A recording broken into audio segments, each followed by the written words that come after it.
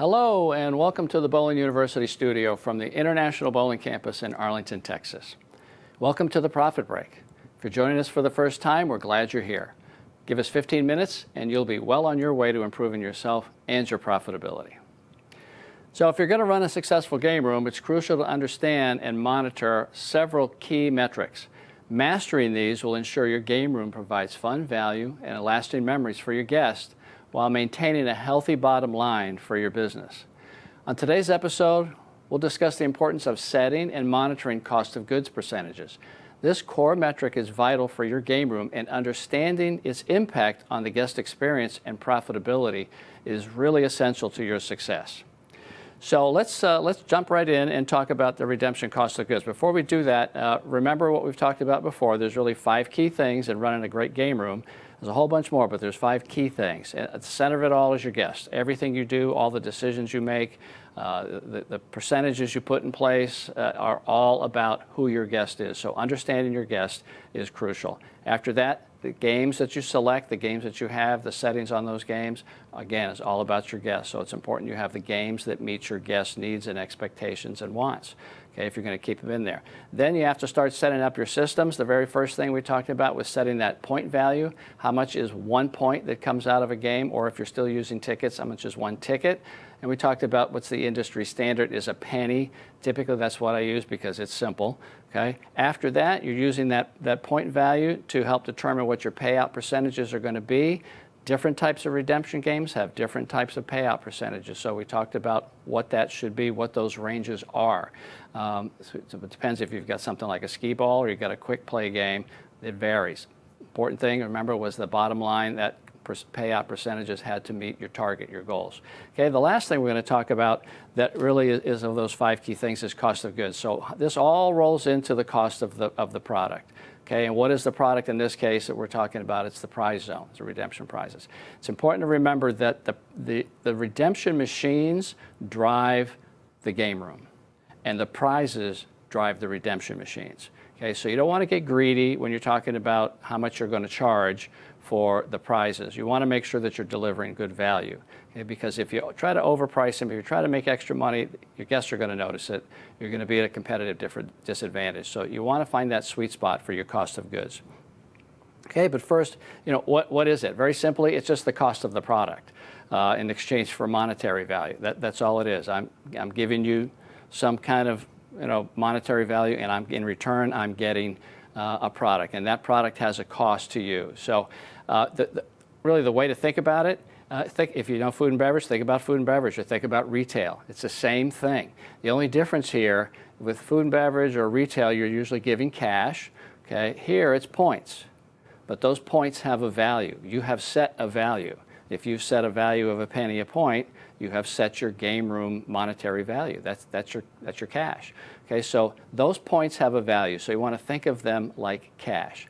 So the concept is exactly the same. Okay, points instead of cash. Those points have value. Now you can see when you put this all together, you can see why it's important to start from the beginning, have the right games, the right ticket value, the right payout percentages, because here's where the rubber meets the road, and it's really going to start to hit your cost of goods, which dramatically impacts your bottom line. Okay, so why is it important? It's a financial measurement. Okay, it is a measurement of what the cost of those prizes are to your business. Okay, it measures your profitability. It's an important metric in that game room. Game rooms are so profitable.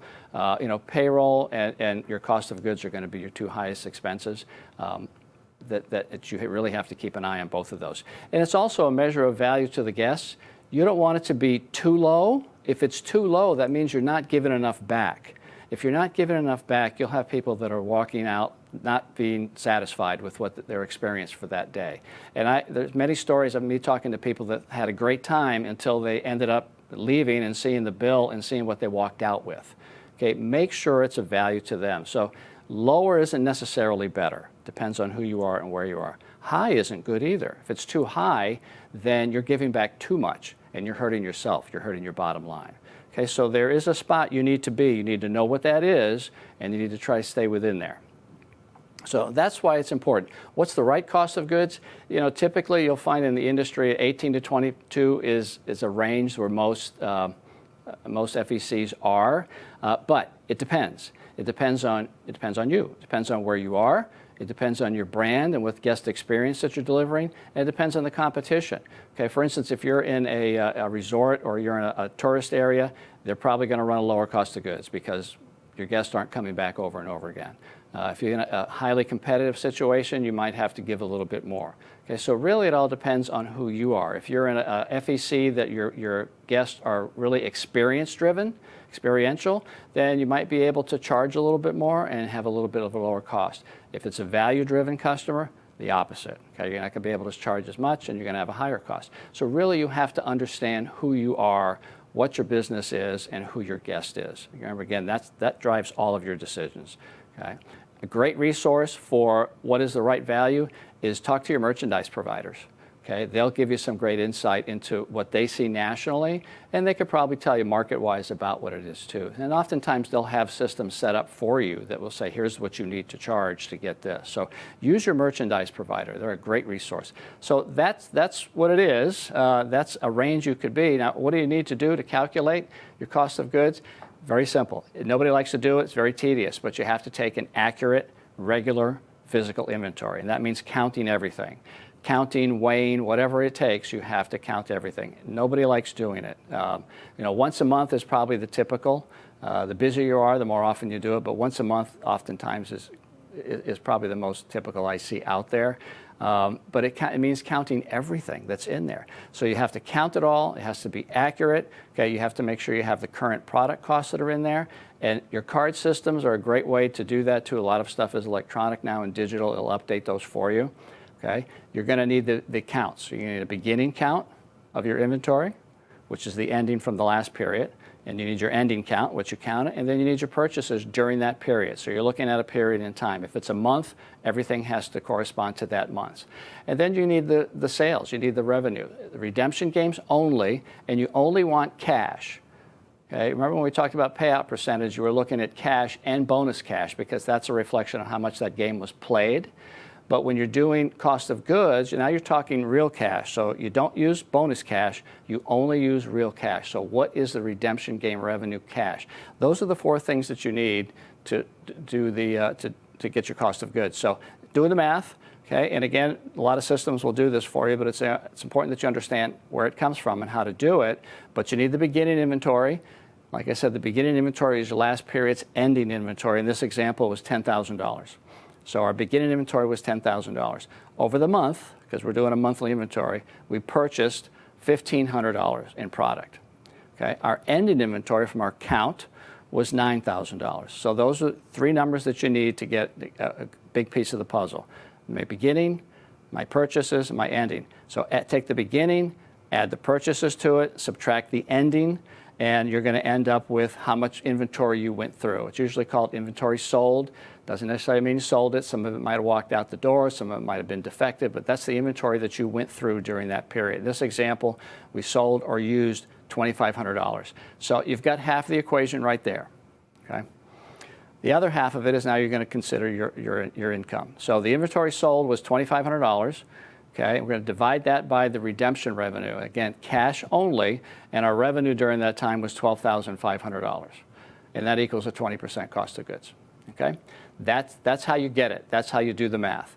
Okay, now it's important to know if your goal is 18 to 22%, say 20% is your target, okay, you smashed it, you're right on there. A lot of it depends on the month that you're doing it too. Keep in mind, if you have great prizes, and you've got people that are saving for those great prizes, which is what you want, on a given month, you're going to have highs and lows. Typically, you'll find around the holidays, Christmas, you might have, your cost of goods might run higher, okay, because they're redeeming those points that they've saved over time. You want your guests to save their points because that means they're going to come back. They're coming back and they're going to play. Remember what I've said before, is that redemption drives your game room, and these prizes are going to drive the games. So you want to make sure that you're giving them value and they come back. So the point there is it's not going to be consistent every month. Some months are going to be high, some are going to be low. You want to look at over time. A quarter is a great way to look at it. okay, and see if you're within your range. You really can't, you don't want to split hairs. It's very difficult to nail it. Usually if you're within 1% or 2%, you're doing okay, because again, you're going to have people that are going to bring their prices or their points in later to save. And that's if you're way out of whack. If you're more than 2, 3, 4% out, you need to dig in there and see what it is. Are you paying out too much? Is there something going on with your inventory? Oftentimes the biggest error is it's just human error. It's accounting. Go back and recount. Okay, look at your control and your cash systems. Is there any theft to consider? Do you have a lot of product that's going bad and you're not returning it to get a credit? So there's a lot of things to look into if you're out of your range. All right, so it's really simple to do. It's just the hardest thing is just to find the time to do it. Okay, so what you need to do is make sure you understand how this impacts your business. Okay, it impacts your guest experience because, again, if you charge too much, they don't get a value. It's not a good perceived value. They may not come back. If you don't charge enough, you're going to impact your bottom line. Okay, there's a lot of things at your disposal today. The technology and from the card systems will do a lot of work for you and make your life a little bit easier. Okay, and then you have to put those systems in place. The systems are, when we talked about the ticket value, we talked about the payout percentage, understanding your cost of goods, looking at those reports, doing your monthly inventory. All of those are systems that you need to ingrain in your operation. Okay, when you have variances, you got to investigate them. You got to look at it. You have a goal. Okay? Your goal is X. If you're outside that by a significant amount, then you need to figure out why.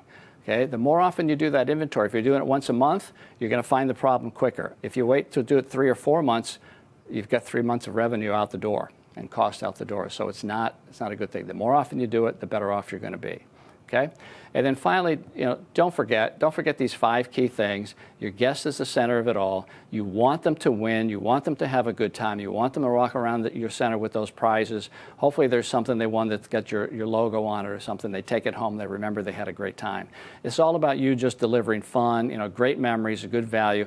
It's part of the whole experience. You don't want the game room experience when they're walking out the door. The last thing they do typically is go into the prize zone. And they go into the prize zone and they redeem it for a prize. You don't want them walking out thinking this is it.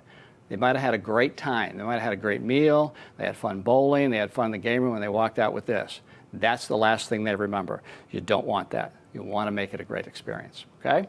So that's the overview of cost of goods, how you get it, how you calculate it, and why it's important. If you want to know more and take a deeper dive into today's topic, check out the game room courses in the on-demand online training program at bowlinguniversity.net.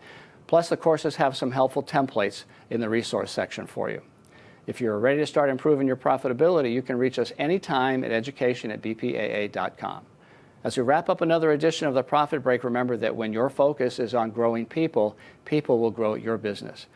This episode, as well as all our previous Profit Break episodes, are available 24/7 for you and your team at bowlinguniversity.net. Plus, new episodes are available every month, so mark your calendar, watch your email, and join us on Facebook to hear about the latest episodes. Until then, I'm John Karabatsis, and do for one what you wish you could do for everyone. We'll see you next time.